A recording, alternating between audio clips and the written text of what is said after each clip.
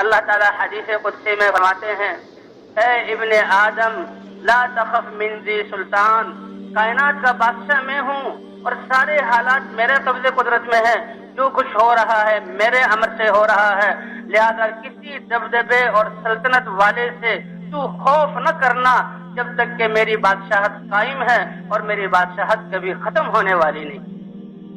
اللہ کی ذات پر ایمان کا کیا مطلب؟ کہ ڈر ہو تو اللہ کا ہو کہ اللہ کہیں مجھ سے ناراض نہ ہو جائیں،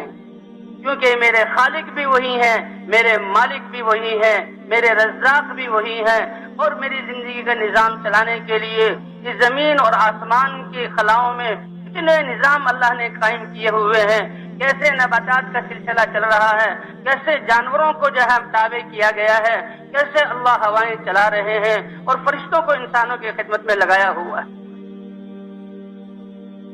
کہ وہ اللہ ناراض نہ ہو جائے۔ جی ہاں، تو اللہ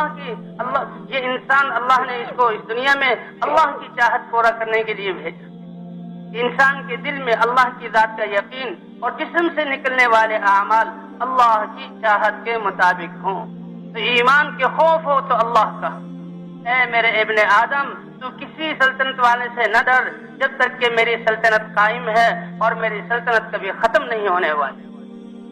ایمان سب کچھ اللہ کے ہاتھ میں، خوف اس لیے آتا الایمان بین الخوف والرجاء، کہ امید ہو تو اللہ کی ذات سے اور خوف ہو تو اللہ کی ذات کا۔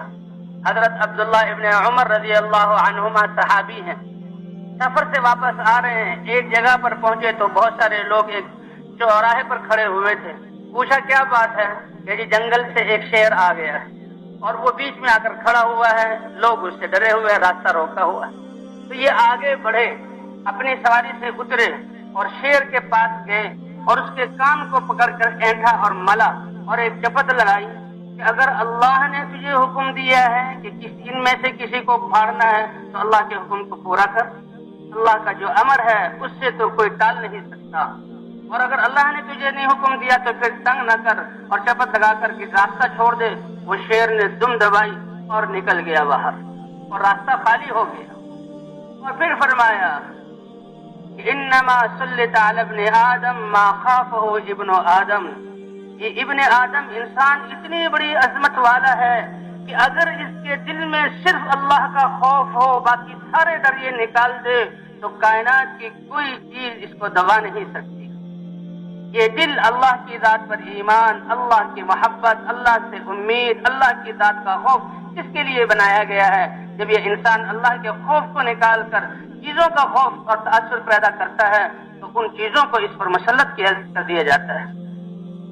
ان لم يخف الا اللہ لم يسلط علیہ غیرہ،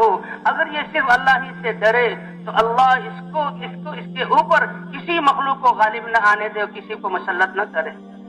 اور فرمایا وانما وکل ابن آدم الی من رجاہ ما رجاہ ابن آدم، اگر یہ انسان کسی چیز سے مخلوق سے امید باندھ لیتا ہے تو اللہ تعالیٰ اس انسان کو اس کے حوالے کر دیتے ہیں، جاؤ اس سے اپنی جہاں کام پورے کراؤ اور اس سے اپنی حاجتیں مانگو، اور وہ بھی مخلوق ہے۔ اور اگر یہ انسان اپنے دل سے ساری چیزوں سے امیدیں منقطع کر کے اللہ کی ذات پر امید کو پختہ کر لے، اللہ فرماتے ہیں کہ میں کسی اور کے اس کو حوالے نہیں کروں گا۔ جو اللہ سے امید باندھے گا اللہ اپنی قدرت سے اس کے کام جو ہے پورے کریں گے۔ وَمَن يَتَوَكَّلْ عَلَى اللَّهِ فَهُوَ حَسْبُهُ، اے ابن آدم تو رزق کی تنگی سے نہ ڈر، تو رزق کی تنگی سے کہ میں جہاں اتنے زیادہ افراد ہو گئے، اتنے زیادہ لوگ ہو گئے اور میں محنت نہ کروں تو رزق کہاں سے آئے گا؟ رزق دینے والی ذات اللہ کی ہے۔ خزائنی ملآنا، میرے خزانے بھرے پڑے ہیں، میرے خزانے بھرے پڑے ہیں۔ وخزائنی لا تنفد، اور میرے خزانے کبھی کم نہیں ہوں گے۔ اے ابن آدم تجھے تو دنیا میں نے اپنی عبادت کے لیے پیدا کیا ہے، اللہ کی عبادت، اللہ کی چاہت کو پورا کرنا، اللہ کے احکام کو پورا کرنا، جو اللہ نے امر دیا نبی کے طریقے پر پورا کرنا۔ میں نے تو تجھے اپنی عبادت کے لیے پیدا کیا ہے، فلا تلعب، دنیا کی زندگی کو غفلت میں اور کھیل کود میں نہ گزارنا، یہ بڑی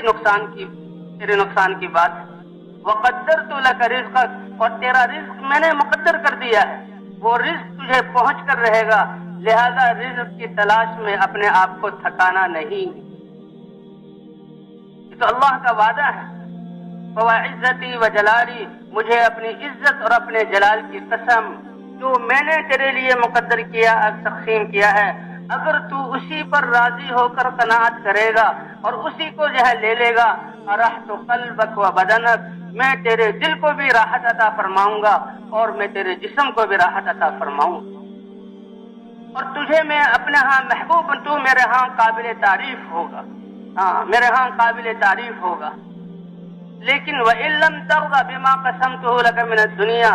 جو میں نے تیرے لیے تقسیم کیا ہے اس پر تو راضی نہ ہوا، بلکہ اور حاصل کرنے کی دگودروں میں تو نے اپنے آپ کو تھکایا، تو مجھے بھی اپنی عزت اور جلال کی قسم ہے، لَأُسَلِّطَنَّ عَلَيْكَ الدُّنْيَا، پھر دنیا تیری خادم نہیں بنے گی، دنیا کو تیرے اوپر ایسا مسلط کروں گا کہ اس دنیا کو حاصل کرنے کے لیے تو ایسا پھرے گا جیسے جنگل میں اور صحراؤں میں ایک جو ہے جانور، وحشی جانور جو ہے وہ پھرتا ہے، اس کو اپنا مقصد نہیں ملتا، اور میرے ہاں تیرا درجہ گر جائے گا.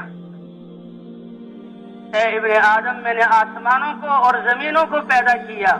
زمین اور آسمان اور ان کے درمیان کی مخلوقات ہے، اس مخلوقات نے مجھے، اس کے پیپ بنانے نے مجھے نہیں تھکایا، تو کیا ایک وقت کا رزق جو میں تجھ تک پہنچاؤں تو وہ مجھے تھکا دے گا؟ میں نے رزق کا وعدہ کیا ہے.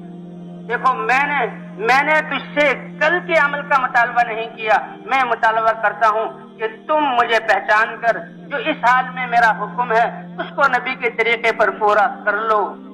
تو بھی مجھ سے کل کے رزق کا مطالبہ نہ کر. ہاں، میں نے تجھ سے کل کے عمل کا مطالبہ نہیں کیا. اے ابن آدم، میں تجھ سے محبت کرتا ہوں، اور میرے رب اور میرے خالق اور مالک اور رزاق ہونے کا واسطہ تو بھی مجھ سے محبت کا اظہار کر. اے اللہ، ہم تجھ سے محبت کرتے ہیں. والذین آمنوا اشد حبا للہ، اللہ فرماتے ہیں کہ جن کے دل میں اللہ کی ذات کا ایمان ہے تو ان کے دل میں تو سب سے زیادہ جو محبت ہوگی وہ اللہ کی ہوگی. تو انسان کا سرمایہ ایمان ہے اور اس کے نیک اعمال ہیں کامیابی کا سرمایہ. انا عند ظن عبدی بھی، اور ایمان والے کا اللہ کی ذات پر یقین ایسا طاقتور ہے. اللہ فرماتے ہیں میرا بندہ جیسے مجھ پر یقین اور گمان رکھتا ہے اس کے مطابق میں اس کے ساتھ معاملہ کرتا ہوں، اس کے مطابق میں اس کے ساتھ معاملہ کرتا ہوں.